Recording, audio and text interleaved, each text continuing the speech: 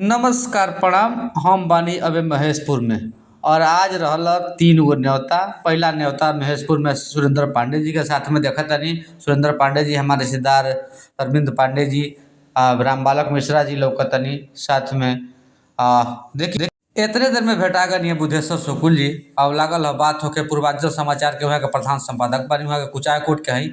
साथ में देखा तनी हमारे किसान मणि भैया लौकतनी, अरविंद पांडे जी लौकतनी, सुरेंद्र पांडे जी के सामने रुआ देखा तनी। एक बाद हम पहुँचनी सीधे जमुना पहुँचनी तलोजा रहनी मुन्ना बाबा। मुन्ना बाबा से बात भइल। बहुत देर हमने के अरविंद जी रहनी है। बात भइला के बाद अब हमने के नाश्ता के जगह ही ना रहल, लेकिन जबरदस्ती नाश्ता भइल ह। फिर वजह से जब जे भी निकले के हम चाहनी है तो भेटा गनी राजेश जी। राजेश जी कहते ना पहले भोजन हुई तब रहुआ जाई।